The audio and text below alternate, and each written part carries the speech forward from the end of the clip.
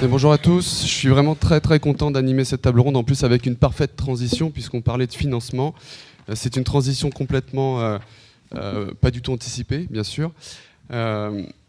C'est également très intéressant comme sujet puisque finalement l'innovation sous-tend toujours à la problématique de son financement. Et on va essayer d'y répondre sur cette table ronde. J'aimerais également qu'on puisse débuter assez logiquement avec le cycle de l'entrepreneuriat qui commence effectivement par l'idée, la start-up, et qui, quand c'est possible et quand l'exécution est bonne, débouche sur un grand groupe, une belle entreprise, une ETI. Mais pour ça, on a parlé de pas mal de choses, et je crois qu'on vit une période assez intéressante, où on a un alignement de planètes de deux facteurs. Je citerai Jean Kramas tout à l'heure qui parlait de... On est à l'âge de pierre de l'innovation et à la fois on a une dynamique incroyable de start-up qui se crée et qui souhaite entreprendre mais qui repose sur une problématique de la mauvaise idée parfois. Et pour ça, j'aimerais passer la parole tout de suite à Claude Chemeuil pour parler du besoin des patients. Si on part du besoin, qu'est-ce que les patients attendent de l'innovation et comment on y répond de la bonne façon. Bien évidemment, sur les mots forts pour vous de ce qu'est l'innovation, on va dire, pour tous les patients et puis plus précisément des diabétiques, bien sûr. Alors, bonjour à tous. Alors, la première chose qu'un patient attend, que ce soit de l'innovation en santé, mais de tout le système de santé, son premier vœu, c'est d'être guéri, de ne pas être malade. Donc, mais bon, ça, malheureusement, il y a des maladies chroniques, dont le diabète. Et ce que le patient attend, dans ce cas-là, c'est d'oublier sa maladie, d'avoir des choses qui lui permettent de ne pas avoir le poids de la maladie au quotidien. C'est parfois difficile, dans le cas du diabétique, mais dans le cas de beaucoup de maladies. Tout à l'heure, on parlait de la BPCO avec la PPC, la pression positive continue. Cette personne-là, tous les jours, toutes les nuits, il dort avec un dispositif médical. Donc pour le diabétique, c'est pas tous les jours, toutes les nuits, mais bon, voilà, à chaque repas, il va être contraint à faire des glycémies, des injections d'insuline. Donc l'innovation, c'est quelque chose qui arrive dans le diabète, puisqu'il y a eu déjà les lecteurs de glycémie.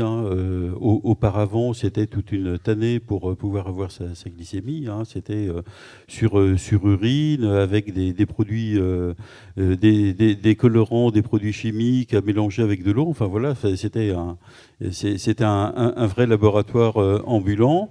Les premiers lecteurs de glycémie donnaient le résultat en 5 minutes à peu près.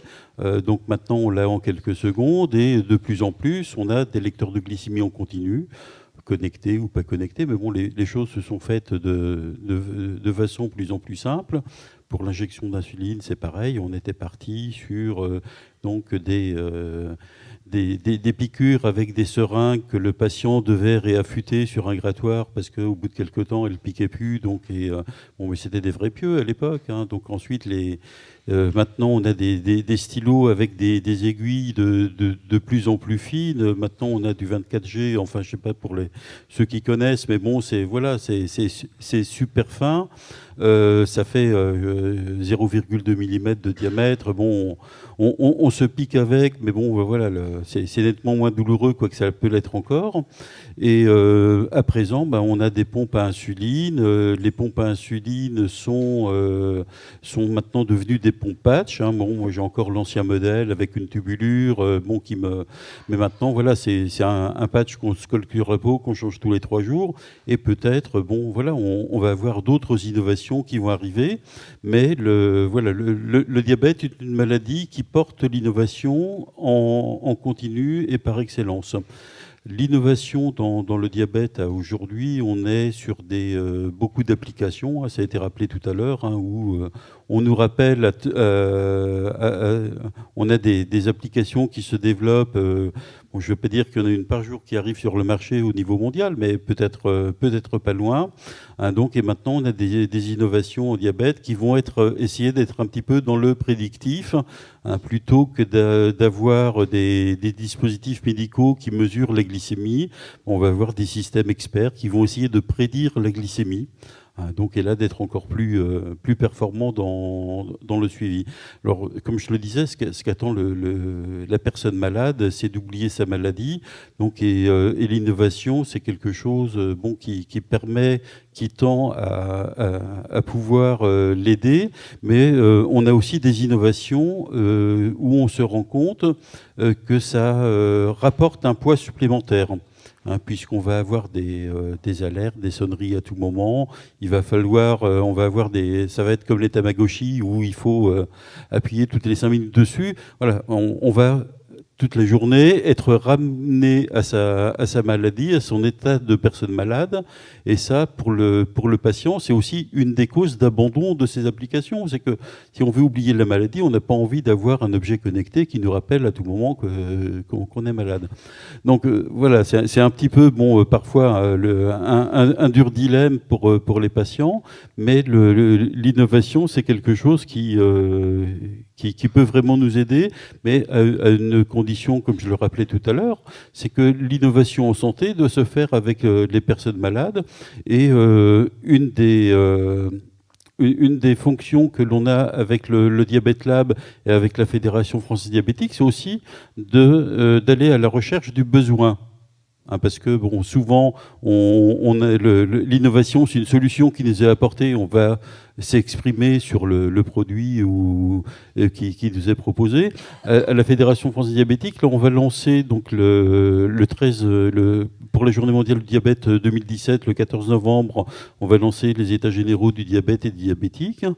Donc là, avec un système très important pour aller chercher la parole, les besoins sur le terrain, partout en France, des personnes malades, des professionnels de santé, des payeurs également, des institutionnels, pour quelque part dire mais de quoi a-t-on besoin? Qu'est-ce que l'on peut faire pour aider ces personnes-là à mieux vivre leur maladie? Donc là, on va partir à ce moment-là du besoin de faire un état des lieux.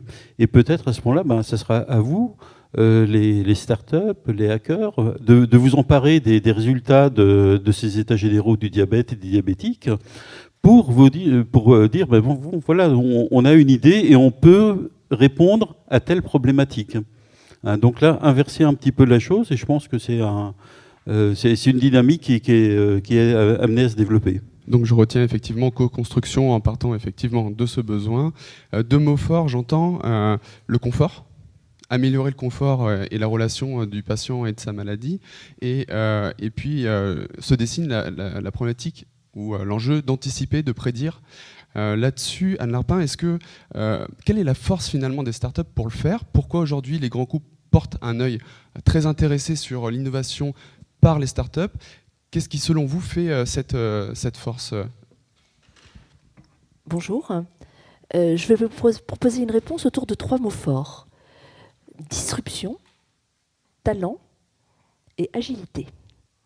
Donc disruption, la première force d'une start-up, c'est sans doute de revisiter un enjeu, et c'était ce que disait Franck, c'est un enjeu, un focus bien précis sur une problématique, et de la revisiter totalement avec une solution innovante. Prenons un exemple. Il y a beaucoup aujourd'hui de start-up qui prennent appui sur des modèles d'ubérisation, c'est-à-dire qui repensent la relation entre le patient et le professionnel de santé. Deuxième mot, agilité. Agilité parce que ce sont leurs forces, ce sont la façon dont elles mettent en œuvre le processus non seulement d'idéation, mais également de construction de leurs solutions. Et je vais reprendre votre thématique, c'est souvent de la co-construction avec des tests, des POC, des diagnostics, de l'expérimentation, et ensuite la mise au point d'une solution avec le professionnel de santé ou avec le patient, qui ensuite fait mouche. Et enfin, talent. Talent, pourquoi? Parce qu'à l'origine de cette idée, il y a en général un ou plusieurs dirigeants qui ont mis leur temps, qui ont mis souvent leur argent sur l'exécution de cette idée. Ils savent s'entourer d'équipes talentueuses également, parce qu'elles sont focusées, elles ont été recrutées pour l'exécution de cet objet. Et ça, ce sont bien des forces que ne retrouvent pas forcément dans les grands groupes pour adresser ce type de problématique. Jean-François Tripodi, vous allez basculer sur la partie financement. On comprend effectivement la naissance et l'identification du besoin. Aujourd'hui, effectivement, le titre, un nouveau client, nouveau payeur, apparaît un acteur assez fort, l'entreprise, là-dedans, sur la prise en charge des soins. Est-ce que finalement, l'apparition de ce nouvel acteur est quelque part finalement un nouveau tiers puisqu'on cherche à financer l'innovation, ou est-ce que ça répond véritablement à un besoin et une certaine cohérence de faire entrer l'entreprise dans le financement de la santé? Oui, l'entreprise est de plus en plus acteur de la santé de ses collaborateurs, mais de plus en plus aussi, en règle générale, par le biais de l'assurance complémentaire santé. La réglementation amène à cela. Le fameux accord national interprofessionnel qui oblige l'employeur à financer 50% de la mutuelle, pour dire le mot simple.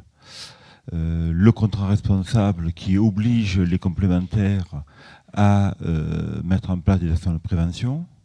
Tout cela fait que dans cet écosystème qui est financé à minima à 50% par l'employeur, il y a bien l'entreprise qui va financer la santé d'une façon obligatoire, et maintenant ça rentre dans ses comptes, comptes sociaux, etc.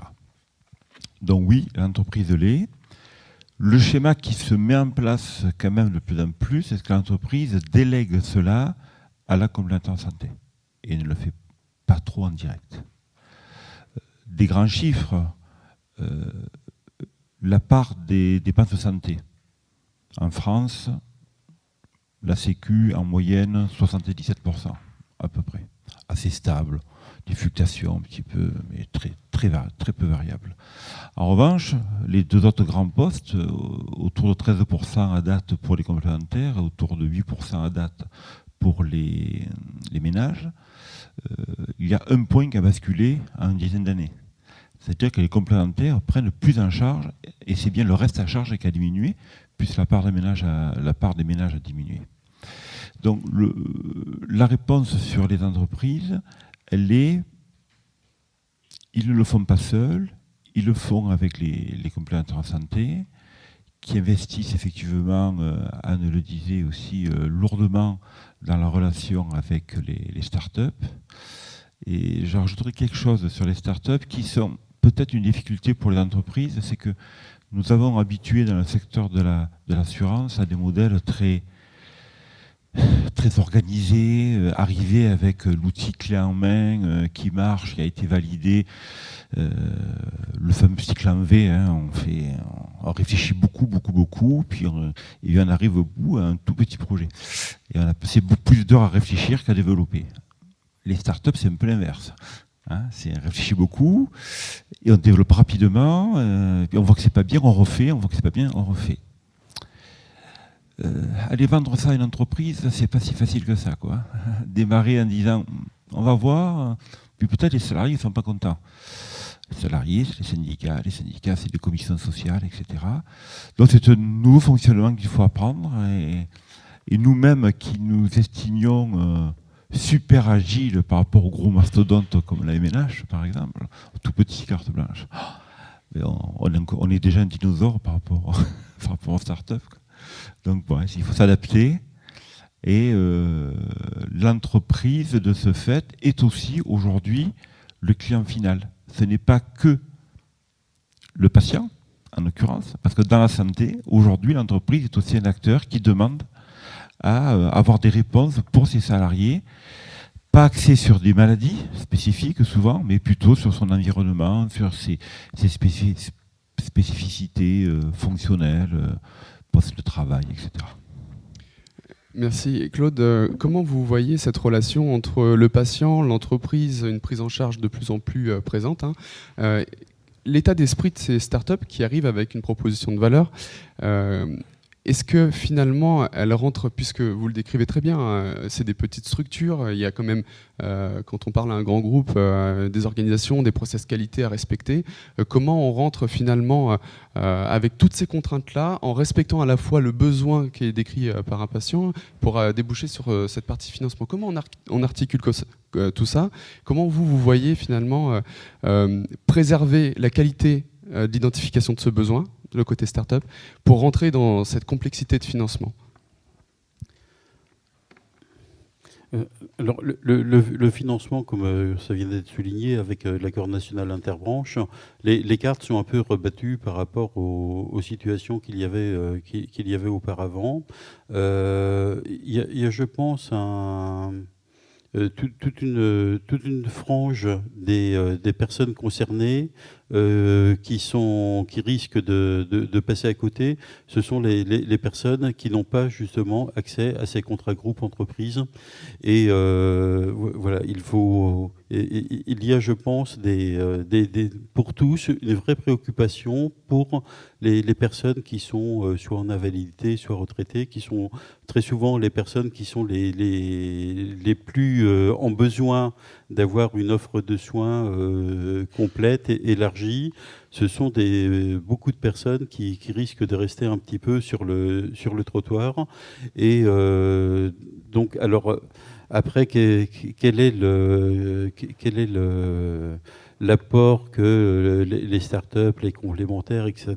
peuvent apporter? C'est pas facile, parce que ce sont bien souvent, ça devient de plus en plus aussi les personnes qui sont les moins en capacité de payer et d'assurer le financement d'une complémentaire.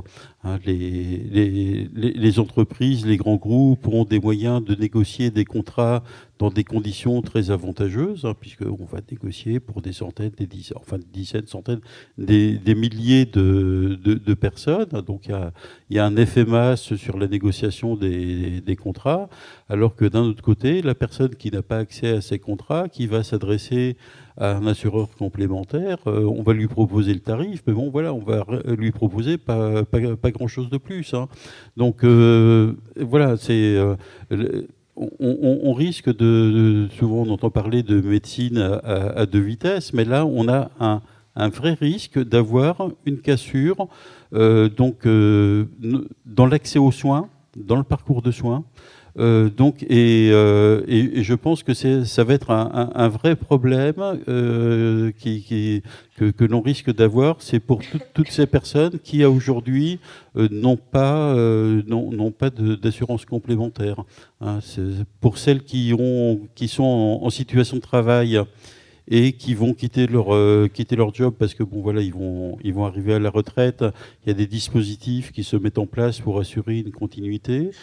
Pour les personnes qui n'ont pas cette chance-là, on risque vraiment d'avoir des laissés pour compte de la santé. Donc voilà. Que peuvent faire les startups ou les mutuelles pour ça? Là, je dirais, on est un petit peu soumis à la loi du marché, hein, et qui n'est pas forcément bienveillante pour les personnes qui sont dans le besoin. Oui, bien sûr, je pense. Je voudrais rebondir sur ce que tu viens de dire. Rappelons quand même la réglementation actuelle. Il y a la CMU-C, donc complémentaire. Après, les effets de seuil, mais ça... c'est comme ça, on n'y peut rien.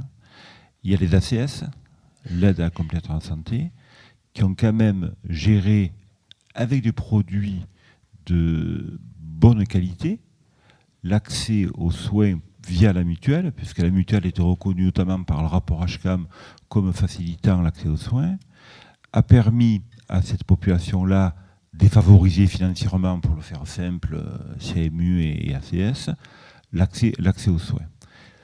Effectivement, il reste toujours cette petite tranche qui va avoir des revenus supérieurs à l'ACS et qui ne peut pas, des fois, arriver à se payer une mutuelle de bon niveau. Et nous avons je n'ai pas les chiffres là, parce que je ne pense pas parler de ça aujourd'hui, donc je n'ai pas les chiffres en tête, mais il y a une petite frange de population qui va payer le complément de santé avec des garanties moins bonnes que l'ACS.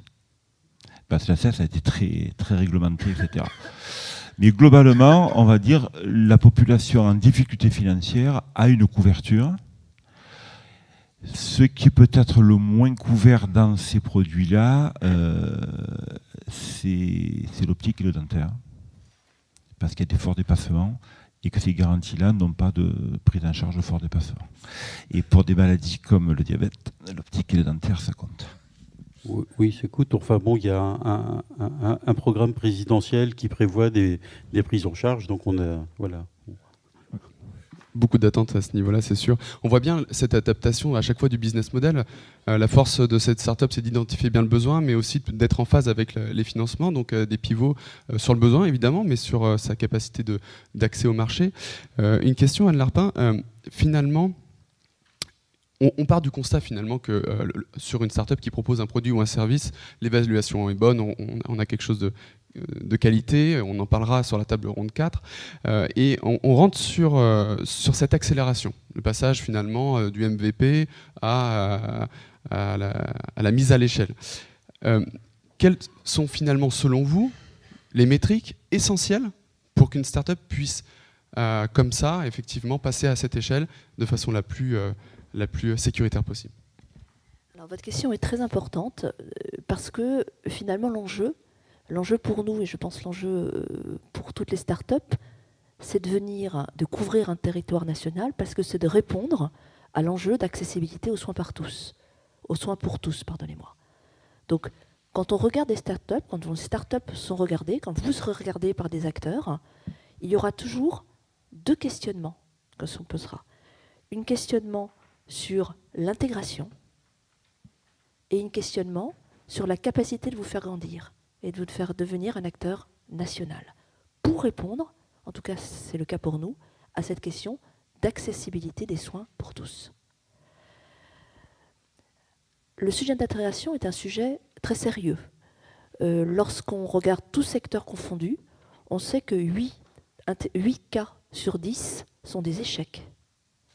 On sait que dans quasiment la totalité des cas, le dirigeant, celui dont je vous ai dit tout à l'heure que c'était l'une des 3 forces, le talent de l'entreprise, le dirigeant va partir.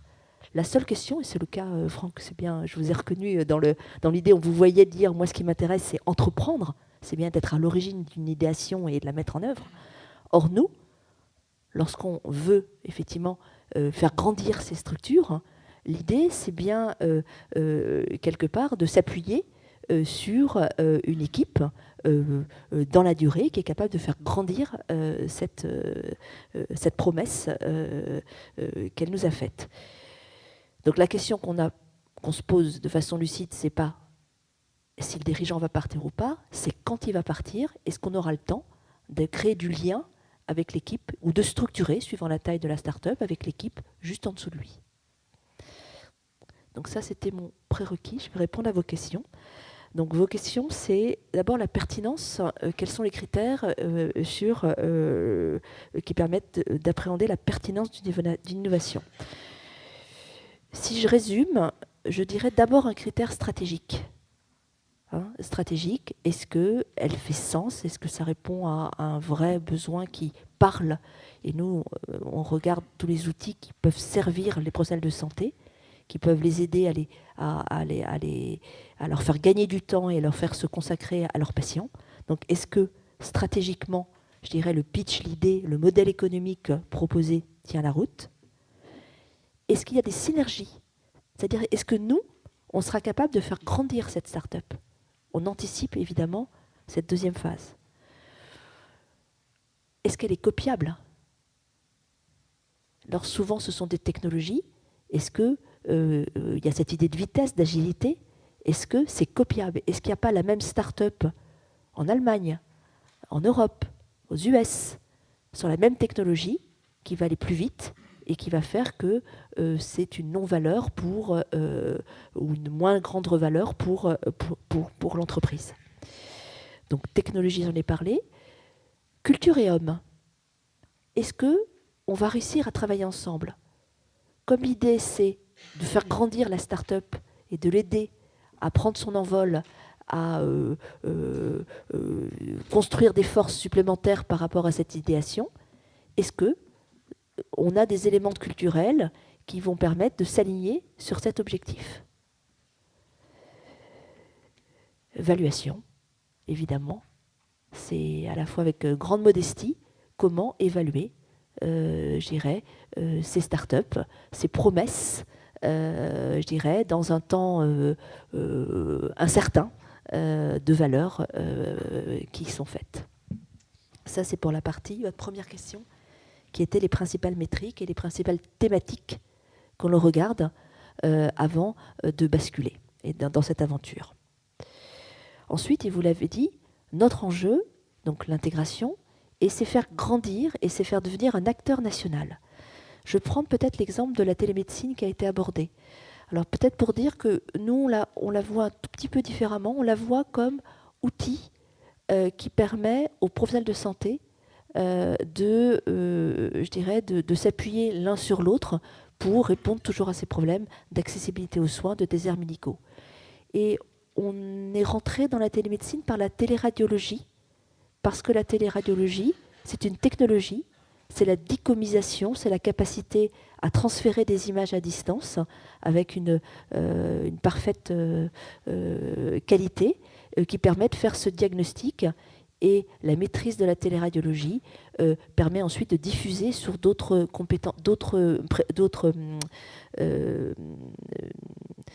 spécialités médicales qui s'appuient sur des radios. Pourquoi je vous parle de télémédecine? Pourquoi je vous parle de téléradiologie? Parce que ce sont des entreprises qui sont à 70% de taille inférieure à 20 personnes. Et donc vous voyez bien la dichotomie entre l'enjeu d'être un acteur national qui puisse répondre à des légitimes objectifs d'accessibilité à tous et la taille de ces acteurs actuels qui sont donc un marché extrêmement diffus et sur lequel il faut rendre fort ces acteurs tout simplement pour répondre et devenir un outil pour ces professionnels de santé que vous êtes.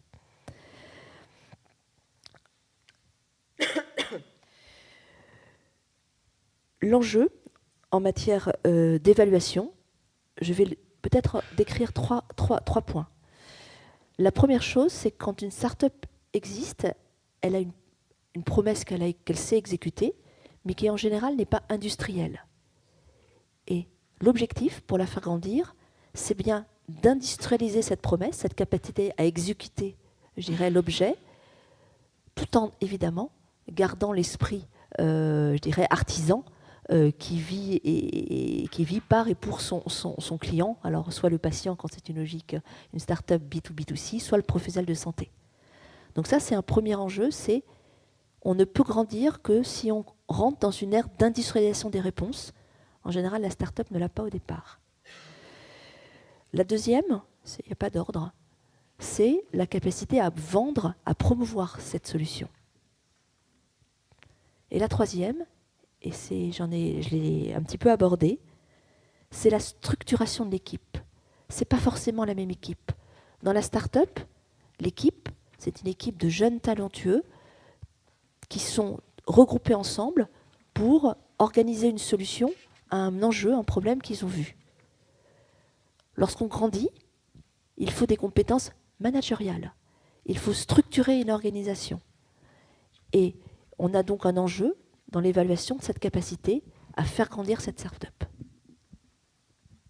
Merci. C'est vrai que les enjeux sont multiples de l'innovation. On en parle beaucoup, la télémédecine, les zones sous-dotées en professionnels de santé, une évidence. Redonner aussi un peu plus de présence médicale. Je pense que personne reniera l'ordinateur pour la secrétaire et accueillir comme il se doit un patient dans un cabinet. Et ce sur quoi on tend, l'intelligence artificielle, finalement, c'est peut-être remettre le médecin et donner plus de temps et d'écoute aux patients. Et je pense que c'est tout l'enjeu de cette innovation. Bien évidemment, il faut la financer. Philippe Vigouroux disait ce matin, une innovation qui fonctionne, c'est une innovation qui diffuse et qui trouve un marché. Là-dessus, Jean-François Tripodi, comment les complémentaires vont pouvoir financer cette innovation et finalement, alors peut-être une question pour provoquer notre représentant des patients, est-ce qu'il y aura un curseur à repositionner entre AMO, AMC et patients? Bien sûr, c'est pour le débat. D'abord, il faut rappeler que nous sommes dans une activité très réglementée. Tout à l'heure, on échangeait rapidement. Le gouvernement a annoncé du reste à charge zéro en optique, dentaire, audio, donc il n'y a pas le choix, il faudra le faire. Je suis accro à Twitter. Il y a donc moins d'une heure, le Premier ministre a confirmé qu'en 2020, toutes les EHPAD et tous les déserts médicaux seront équipés en télémédecine. 1 heure. Voilà, pourquoi pas. On va attendre et on va voir. Ça nous rassure aujourd'hui. Oui, Des bonnes nouvelles. C'est très rassurant. Mais cela étant dit, je disais tout à l'heure l'importance des complémentaires par rapport à cette accessibilité aux soins. Et en même temps, cette réglementation qui est très forte et qui amène de plus en plus à des difficultés de différenciation par les garanties. Et donc, les complémentaires vont chercher des partenaires sur les services. Et les startups sont majoritairement ces partenaires qu'on va aller chercher. Soit les complémentaires ils vont en direct, soit par des organismes comme Carte Blanche ou d'autres. Mais c'est le principe. Derrière, c'est toujours le complémentaire qui est le financeur. Et où est-ce qu'on va chercher la réponse à des besoins? Je vais être concret et donner des exemples un peu basiques, mais on ne va pas se préoccuper de l'opération à cœur ouvert, quoi. On n'est pas là pour ça, quoi. Il y a tous les hôpitaux marchent très bien là-dessus, les médecins sont compétents, etc. C'est pas notre activité. Par contre, oui, donner un accès à des produits, à des prestations au premier euro qui ne sont pas remboursés par régime obligatoire, alors que le monde médical reconnaît qu'ils sont de bonne loi, oui, on est là pour ça. La télémédecine, on en a parlé, mais la médecine en soi, ça ne veut rien dire. C'est pourquoi faire la télémédecine. On a parlé encore il n'y a pas longtemps. C'est quoi un désert médical? C'est un désert parce qu'il n'y a pas de médecin? On ne le trouve pas? Ou est-ce que c'est un désert parce que le seul médecin qui est à proximité vous fait payer 3 fois le tarif de convention et que le remboursement complémentaire et sécu ne suffit pas? Il y a beaucoup de déserts comme ça. Hein. La Creuse est dans la région, c'est ça, ici? Non, c'est quoi la Creuse n'est pas dans la Nouvelle-Aquitaine, je confonds. Oui, c'est ça, oui, la Creuse est en Nouvelle-Aquitaine. Oui. Bon, la Creuse fait partie des régions désertiques au niveau des médecins, mais vous allez dans le nord de Paris, vous avez le même désert parce que les populations vont attendre des mois. Ou vous allez en plein centre de Paris, vous aurez que des secteurs 2 à 3-4 fois le tarif de convention. Tout ça, c'est des difficultés. Les complémentaires, je pense, sont là aussi pour répondre à ces besoins par de la connexion à distance, par l'utilisation des startups. Moi, je vais vous citer 2 exemples sur lesquels nous sommes en train de travailler. Plutôt des aires médicaux, on va dire là, géographiques, télédépistage dentaire, parce que ça s'adapte bien à cela. Voilà, on est capable d'aller chercher loin en zone rurale des populations pour faire du télédépistage dentaire. Et à côté de cela, n'importe où en France et dans les grandes métropoles, répondre aux délais d'attente des fois de mois pour voir un ophtalmo. Et là, c'est tout à fait autre chose. C'est la prescription de la lunette sans que l'ophtalmo soit à proximité. Et c'est ça aussi qu'attendent aujourd'hui les assurés, les adhérents, qui sont en même temps des patients, bien sûr, mais ils attendent qu'on leur apporte une réponse à leurs besoins réels. Je suis arrivé hier soir du congrès, on va dire, le congrès annuel des assureurs santé qui se tient chaque année sur Cannes. Je peux vous dire que cette année, les startups tenaient au moins la moitié de l'activité, autant dans les conférences, dans les ateliers, que dans les keynotes, etc., etc. Les startups sont de plus en plus en avant et elles viennent chercher les assureurs complémentaires en santé parce que c'est le financeur principal aujourd'hui de ce type d'activité. Je vais aller au bout du raisonnement. Si on regarde bien, et pour faire un peu écho à ce que disait Franck, la quête d'une start-up, c'est de proposer le produit le plus confortable qui va vraiment répondre au mieux aux besoins. Bien sûr, ce qui sous-tend à ça, c'est que finalement, des fois, ça répond tellement bien aux besoins qu'on switch complètement le B2B et on passe directement en B2C en proposant sur les stores des applications payantes. Et il y a des acheteurs. La question finalement, c'est que est-ce que l'innovation, un des risques de l'innovation, c'est pas d'accroître finalement cette médecine à double vitesse pour laquelle certains pourront se payer ces applications? Est-ce que le patient ne se retrouve pas d'une certaine façon payeur pour avoir une prise en charge? Je caricature, mais c'est quand même un constat. Claude, oui, effectivement, je me tourne vers vous. Alors, c'est pas une hypothèse, hein, c'est une réalité. Hein. On a vu il y a donc c'était en 2014 un nouveau capteur de glycémie en continu arrivé sur le marché qui était diffusé directement auprès des utilisateurs. Hein, les personnes diabétiques le commandaient sur Internet, c'était livré par Chronopost, on recevait ça chez soi, et il n'y avait aucune prise en charge. Donc maintenant, c'est pris en charge, mais le modèle économique qui avait été développé par l'industriel était quelque chose qui, pour lui, était, je suppose, très rentable, parce que les négociations avec la CNAM, et enfin avec le CNEDIMS d'abord et la CNAM ensuite, les négociations ont été très très dures, parce que bon, lorsque vous passez d'un modèle où vous avez l'industriel qui sort un produit et qui le vend sur Internet directement à l'utilisateur, et qu'on lui dit ensuite, attendez, il faut passer par toute la chaîne de remboursement, de distribution, de prise en charge, etc. Voilà, les discussions sont difficiles à tel point que le produit continue à être diffusé par Internet avec un intermédiaire supplémentaire, mais d'autres intermédiaires qui ne sont plus pris en charge. Mais bon, c'est le pharmacien d'officine qui commande directement sur Internet à la place du patient, et le patient va le chercher à sa pharmacie. Hein, donc, bon, c'est... Pour ainsi dire, on n'a rien changé, hein, parce que la marge du pharmacien, elle est de... Que je dise pas de bêtises, mais elle doit être de 2 € par dispositif. Hein, donc c'est pour ainsi dire rien. Mais alors, qu'est-ce qu'il en sera du patient lorsqu'il n'y aura pas d'accord entre l'industriel et les payeurs? Hein, parce qu'on voit aujourd'hui que l'innovation, c'est quelque chose qui est magnifique, qui offre des possibilités qui étaient encore inespérées il y a une décennie, hein, au niveau des soins, au niveau de l'amélioration de la qualité de vie, de la prolongation de celle-ci. Mais lorsqu'on va arriver avec des innovations qui vont être à un prix tel que personne ne sera en mesure d'assurer la prise en charge sans mettre le dispositif général en péril, parce que le vrai risque, il est là. Hein, c'est qu'on a un système aujourd'hui qui permet un accès aux soins pour tous. Mais demain, qu'en sera-t-il si on a des innovations qui mettent le système en péril, parce qu'elles vont arriver sur le marché avec des prix de mise à disposition qui vont être prohibitifs.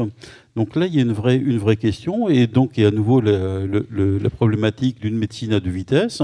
On va avoir les personnes qui sont capables, bon, je le disais tout à l'heure, qui ne vont pas bénéficier d'une complémentaire, mais on va avoir aussi les personnes qui vont avoir une complémentaire, mais la complémentaire a ses limites. Et on a les personnes qui vont pouvoir aller au-delà de ce que propose la complémentaire, et ceux qui vont être avec le régime de droit commun, avec l'assureur obligatoire et l'assureur complémentaire.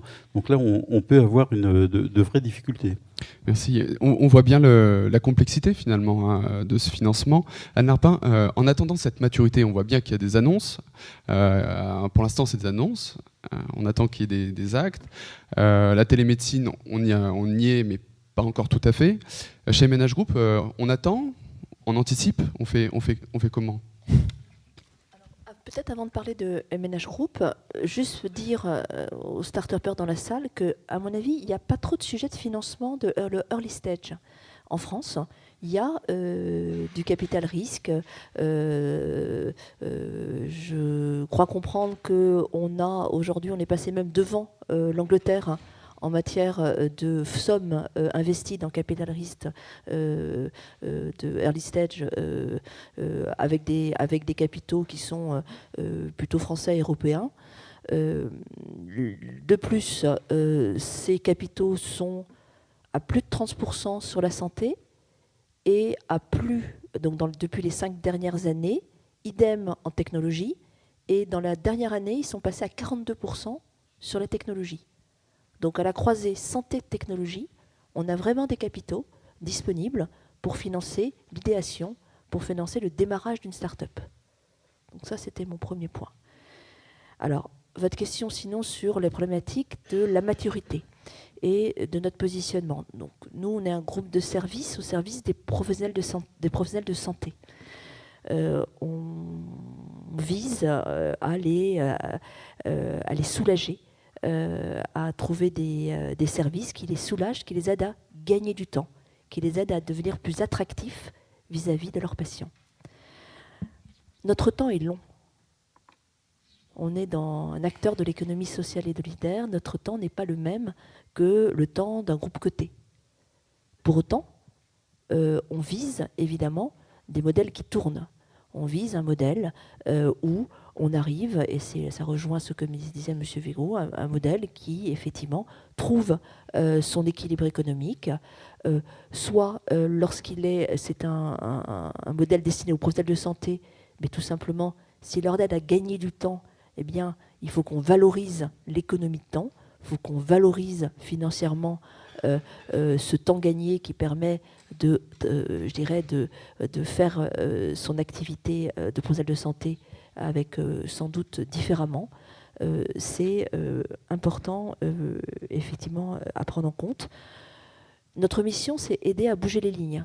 Donc après, c'est évidemment, on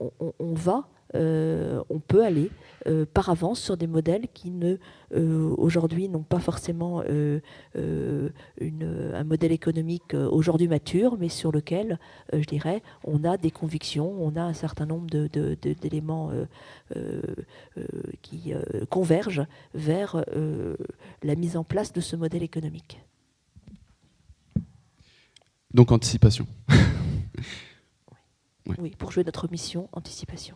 Il y a on va dire une thématique qui commence à faire un peu de bruit. On en parle de plus en plus et c'est pas trop tôt. C'est la prévention. La prévention, elle reste, en tout cas, nous, notre vision à WDMH, c'est un axe majeur. On va aller vers du soin personnalisé, mais l'idée, c'est quand même de tomber malade le moins souvent, hein, donc agir en amont. Et pour ça, en fait, s'inspire énormément les startups pour plein de raisons, notamment le fait que l'accès au marché est plus simple. Il est plus simple parce que la prévention, c'est de la donnée de santé ou plutôt de la donnée de bien-être, donc on a des problématiques qui sont moindres. Il y a une facilité qui est clairement établie sur le bien-être. Seulement, on le sait bien, agir avant, ça a une forme d'intérêt et de ROI hein, pour tout un tas d'acteurs. Simplement, comment on rentre ça dans les modèles, qui devient le payeur de la prévention et finalement, comment on déploie une vraie stratégie en matière d'innovation en prévention. Alors là-dessus, on peut faire un petit tour de table rapide puisqu'il me reste encore une question et si on veut prendre des questions de la salle, simplement peut-être en quelques idées en fonction de chacun. Anne ? Je vais démarrer avec mon ancien métier, assureur non-vie. Typiquement, la prévention, c'est une façon effectivement de modifier le comportement du risque qui va venir et d'en diminuer la fréquence ou le coût. Donc, une prévention bien pensée doit pouvoir se retrouver dans une tarification différente. Je prends un exemple simple. Vous mettez une puce sur une voiture quelque part qui permet de la retrouver. Vous avez forcément votre partie de prime liée au vol de la voiture qui doit se trouver, si vous investissez dans cette puce, qui doit se trouver diminuée. Parce que, de fait, le nombre de vols sera réduit. Si maintenant, je reviens dans le monde de la santé, c'est évidemment bien plus compliqué. C'est évidemment bien plus compliqué parce que le temps est long, parce que la prévention, il faut trouver un lien entre effectivement la prévention et des études qui font le lien entre la prévention et puis la survenance de la pathologie. Mais enfin, moi, en tout cas, je pense que c'est un point extrêmement important qu'il faut effectivement, qui est complètement, je dirais, dans l'ADN, en tout cas, clairement, du groupe que je représente et, de manière générale, qui sert la population et qui, effectivement, éviter la maladie. Et quelle plus belle cause qu'éviter la maladie. Merci. Allez, on voit. Jean-François a déjà le micro. On laissera finir par les patients. Oui, je partage ce que vient de dire Anne.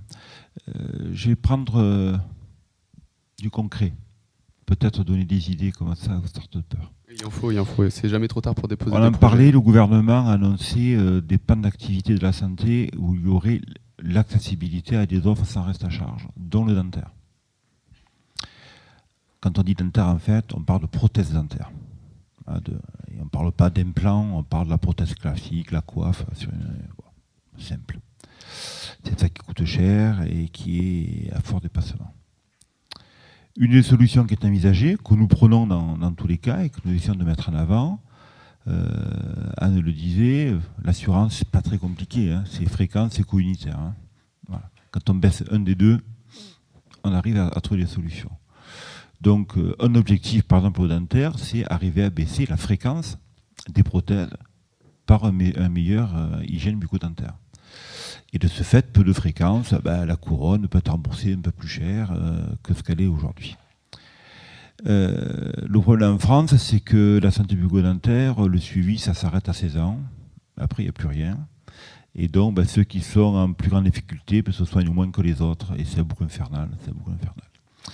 Donc, exemple là que nous essayons de mettre en avant, c'est des nouvelles professions en délégation de tâches. Alors, tout à l'heure, je parlais de l'optique, mais là, maintenant, ça existe aussi, bien sûr, mais là, parlons du dentaire. Des hygiénistes dentaires, pourquoi pas, style Master 2, qui seraient responsables, sous la délégation du chirurgien dentiste, de faire les actions de prévention.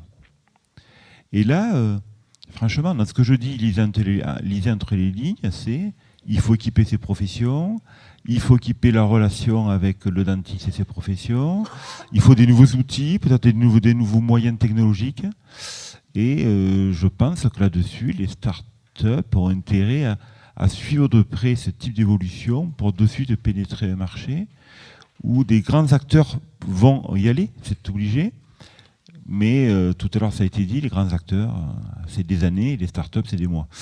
Donc voilà, il y a des pistes comme ça, je pense, qui peuvent être suivies pour repartir, ce qui a été dit au tout début, il faut répondre à un besoin et pas inventer quelque chose qui fait plaisir, quoi. Merci Jean-François. Claude, peut-être sur cette question, votre vision en tant que patient sur la prévention. Alors, la prévention pour les patients, c'est quelque chose qui est qui est primordial. Bon, alors après reste le problème du financement de cette prévention, hein, comme ça a été dit. Bon, une prévention primaire qui permet d'éviter, par de l'éducation à la santé, des choses comme ça, d'éviter de devenir malade et d'avoir recours à des soins. Ça, c'est quelque chose qui est tout à fait intéressant, et les assurances obligatoires et complémentaires s'intéressent déjà à ce domaine. Ensuite, sur la prévention secondaire, là c'est également un domaine où les associations de patients peuvent également intervenir, hein, pour accompagner les personnes malades, éviter l'évolution vers les complications, les guider dans leur parcours de soins, partager nos expériences. Une des difficultés qui se heurte à ces principes, c'est que les associations de patients, contrairement à tout ce qui a trait à la démocratie politique, la démocratie syndicale ou professionnelle, c'est que les associations de patients ne sont pas financées, ou si peu. Donc là, c'est un vrai problème pour nous, parce que voilà, les financements ne sont pas mis. Lorsqu'un patient va dans un hôpital pour siéger en commission des usagers, s'il est salarié, il va le faire en posant des RTT ou des choses comme ça, bien souvent. Alors que voilà, il n'a pas de temps de délégation pour assurer sa fonction de représentant des usagers. Donc là aussi, c'est des choses sur lesquelles il va falloir trouver des solutions. Sinon, ensuite, au niveau de la prévention, il y a aussi de vraies innovations à faire, hein, en se penchant avec les patients sur comment peut-on faire pour vous aider à éviter éventuellement l'évolution vers des complications. Comment peut-on faire pour vous accompagner au mieux à gérer, à maintenir ou avoir un retour à une activité physique, gérer votre alimentation, ces choses-là, hein, donc, la Fédération française diabétique avait, avec l'aide de la CNAM, donc, et son Diabète Lab, on avait lancé un hackathon en début d'année, hein, au mois de mai, un hackathon diabète, donc, où on proposait à des startups de venir phosphorer un petit peu avec des accès à des bases du PMSI, STIRAM, etc. Hein, donc il y avait une quinzaine, une vingtaine de projets qui avaient été présentés. 5 projets ont été retenus et ils ont eu tout l'été pour, avec nous ou avec d'autres, voilà, écouter un peu les patients, les remarques des uns et des autres pour améliorer leur offre. Et lundi, hein, donc à la CNAM, on va les recevoir donc, en présence de Nicolas Revel, hein, le DG de la CNAM, où ils vont à nouveau pitcher. Hein, les 5 finalistes vont faire un pitch à nouveau pour présenter, voilà, maintenant notre produit il est comme cela. Donc, et lundi, il y aura le lauréat du hackathon diabète. Hein, donc voilà, c'est un petit peu dans la continuité de cette journée, mais dans les projets qui sont présentés, voilà, il y en a qui sont tout à fait intéressants. Hein, donc, et de l'innovation en prévention, ça peut aussi être de l'innovation dans le parcours de soins, dans la prévention, dans tout un tas de domaines. En tout cas, il est évident, à mon sens, que le business model en matière de prévention reste encore plus complexe et je pense qu'il faudra s'y atteler dans ces prochaines années. Pour finir, une question plutôt un exercice en 2-3 phrases pour faire court, comme ça on aura le temps de prendre peut-être, je pense, 1 ou 2 questions puisque la glycémie va donner fin. L'exercice est très simple, un préalable. Il n'y a pas d'âge à l'innovation, vous m'excuserez de la question, mais vous sortez de vos études, vous avez 25-30 ans, diplôme en poche, vous souhaitez entreprendre, vous avez tous fait de belles carrières, mais là on peut repartir à zéro, c'est la magie du WDMH. Qu'est-ce que vous entreprenez? Quel produit finalement vous motiverait et s'inscrirait dans un peu ce qu'on peut attendre demain de la santé? Peut-être commencer le tour de table par Jean-François. Merci de la question. Je crois que je vais me répéter par rapport à ce qui a été dit depuis le début de la matinée. C'est à l'instant donné la solution à un problème concret. C'est ça la base, c'est certain. Le problème concret d'aujourd'hui, c'est sûrement pas celui de dans 20 ans. Là-dessus, il n'y a aucune ambiguïté.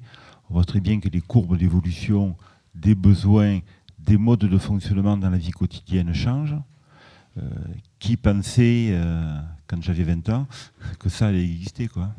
Voilà. Et aujourd'hui, tout le monde s'en a dans la poche, on vit avec ça. Demain, on n'aura plus de carte bancaire, tout se fait avec ça, etc. Moi, je dirais aujourd'hui, pour aller chercher les bonnes idées, il faut sortir de France, il faut aller voir ailleurs. L'Inde, un pays plein d'idées. La Chine, et je finirai là-dessus, ça m'a posé cette question il n'y a pas longtemps. J'étais un Chinois de mai. En pleine rue, un passant a acheté un vendeur de rue une breloque. Il a payé avec son téléphone en scannant un QR code sur un bout de papier posé sur un bout de bois. Voilà. Avant qu'on fasse ça en France, avant que ma boulangère de mon petit village, je la paye avec mon téléphone, je pense que ce sera mon petit-fils qui le fera. Merci. On va espérer que nos porteurs de projets ne partent pas en Chine ce week-end. Anne? Question difficile, parce que je suis plutôt curieuse de tout. Mais je crois que la cause que j'aimerais servir dans ce jeu, donc 25 ans, sortie d'école, c'est de recentrer le professionnel de santé sur l'humain, la relation, la co-construction de la décision avec le patient, appuyée par les nouveaux outils que représente l'intelligence artificielle. Donc il va complètement repenser son métier. Et je crois que la cause, c'est vraiment l'aider à se recentrer sur l'humain, recentrer sur la construction avec le représentant des patients que vous faites, que vous représentez à cette table, et ce, à l'aide de nouveaux outils. Et particulièrement ces outils qui me fascinent, même s'ils me font peur parfois. Merci. Donc facilitation, gain de temps, Claude. Alors, avant de vous répondre, merci d'avoir dit qu'on avait fait des belles carrières. Patient, c'est pas un métier. Enfin, ou tout du moins, ça en est un, mais c'est pas un métier auquel on est formé. C'est un métier auquel on est confronté et on est obligé d'apprendre sur le tas. Voilà. Mais bon, ça demande un vrai investissement pour être acteur de sa santé. Il faut vraiment mouiller la chemise et c'est pas facile. Je ne sais pas moi si j'avais quelque chose à innover. J'ai toujours plein d'idées dans la tête qui me traversent l'esprit, mais qui ne restent pas. Voilà, il y a des idées fugaces. Donc, si on pouvait avoir quelque chose qui permette de les capter, de les noter, sans avoir à se demander. Ensuite, moi, tout à l'heure, j'ai pensé à un truc génial. Voilà, des idées géniales, on en a toute la journée. Je suis sûr qu'on en a tous beaucoup. Mais bon, voilà, on en retient qu'une ou deux. Voilà, si on pouvait pouvoir les collecter au fur et à mesure qu'elles émergent et qu'elles disparaissent aussitôt, je pense que il y aurait beaucoup de choses à trouver. Merci beaucoup. On va prendre on va peut-être applaudir cette intervention, s'il vous plaît.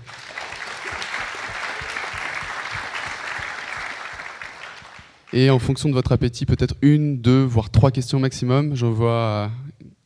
Allez-y avec le micro. Oui, bonjour.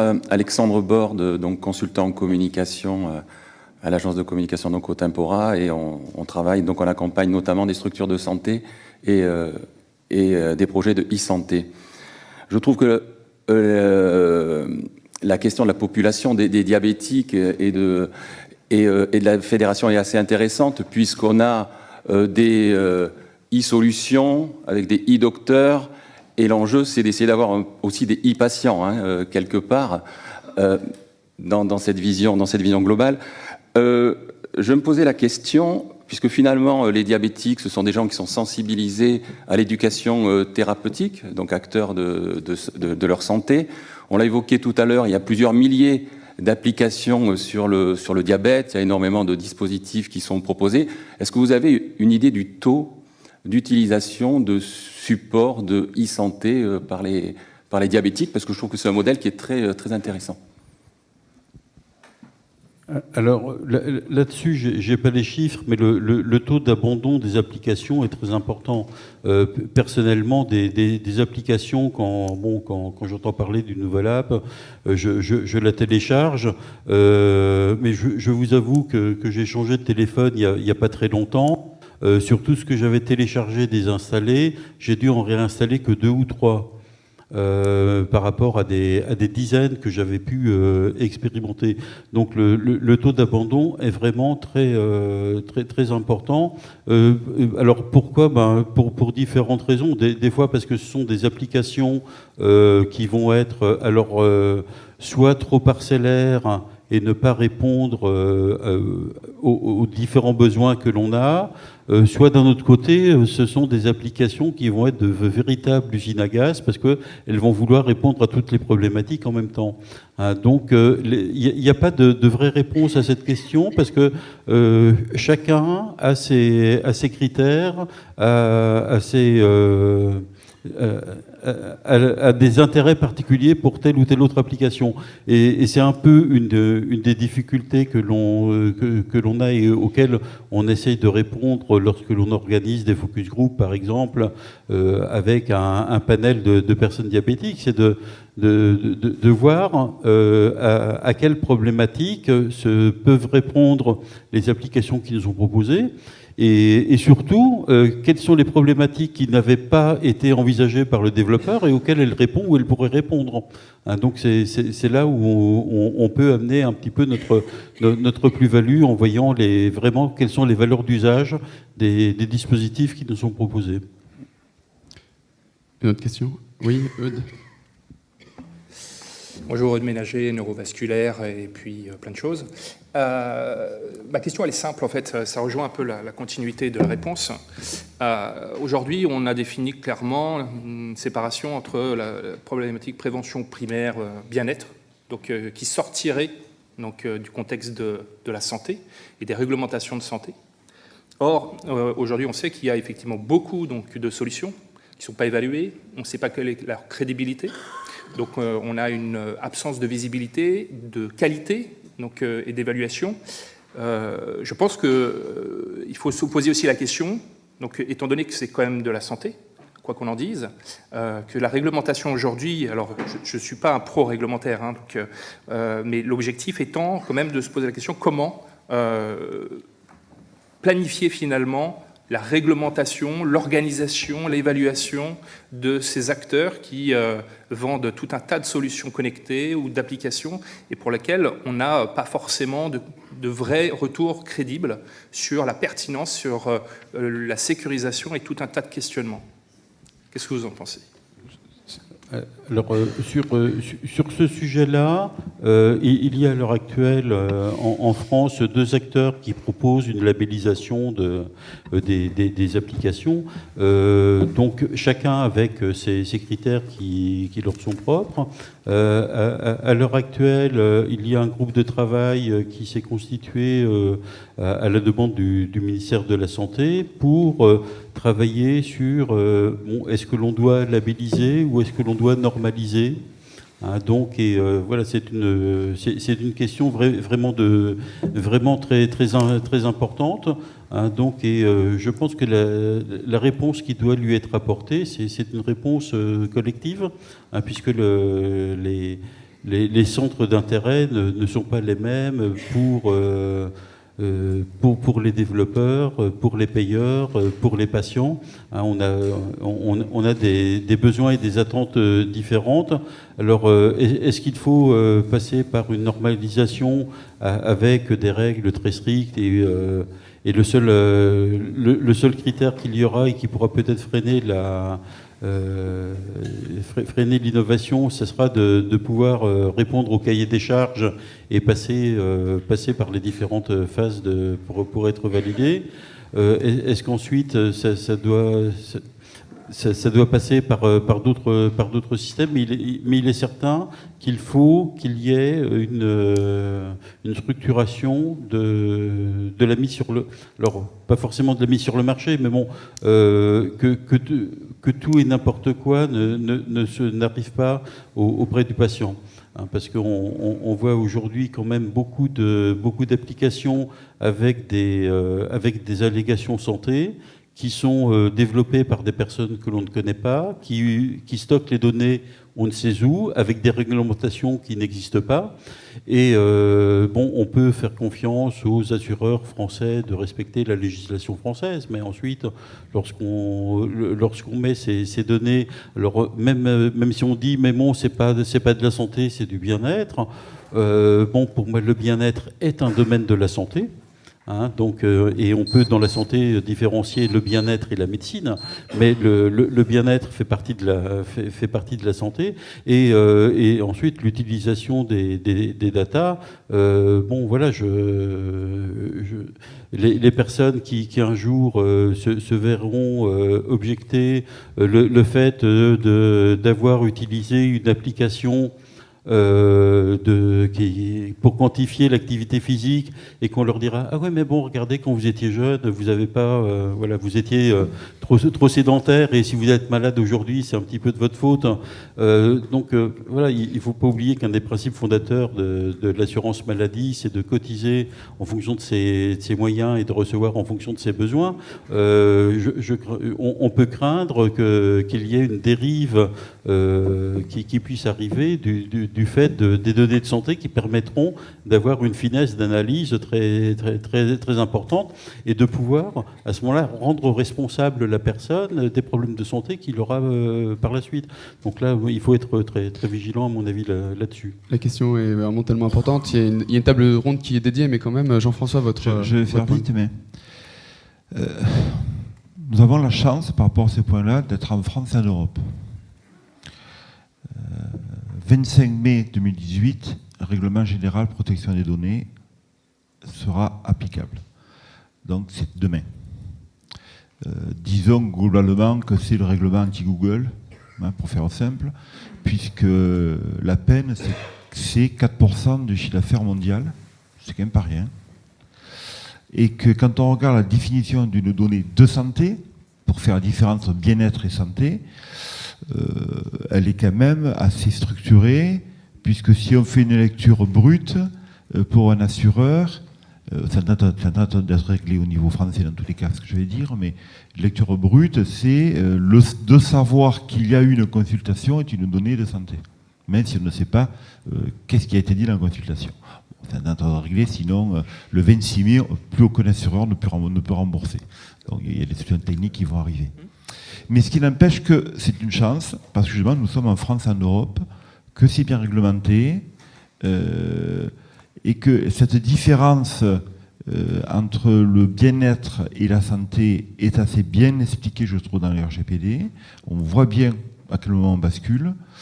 Et ce qui va compter finalement, c'est encore plus que la réglementation qui contraint sur la donnée, c'est derrière le marché. Une start-up, qu'elle soit française, européenne ou internationale, ce qui compte, c'est qu'elle gagne des sous, quoi, hein, et qu'elle soit rentable.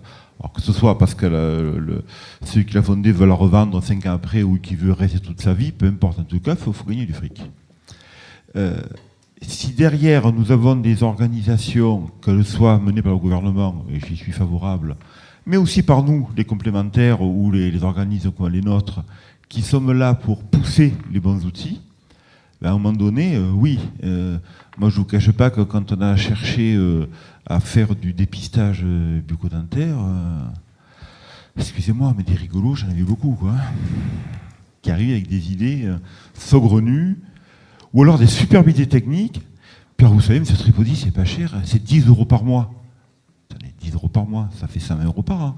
Oui, mais c'est rien pour une assurance. Non, mais attendez, alors, allez, repartez dans vos copies, et puis ensuite, on revenez parler. Donc, peut-être que parce que justement, il y a les patients qui sont organisés, pas tous sont organisés comme les diabétiques. Hein. Les diabétiques, vous faites partie de ceux qui sont leaders dans l'organisation. Hein. Donc, il faut souhaiter que tout le monde arrive à faire ce que vous faites. Des organismes complémentaires comme la MNH, des organismes comme Carte Blanche, et on n'est pas tout seul, bien sûr, hein, à faire ce type d'activité. On va être des filtres aussi. Et on sent très bien qu'il y a cette appétence qui arrive. Et par ces filtres, j'ose espérer qu'on répondra à cette question-là, et ben, les mauvais perdront, quoi.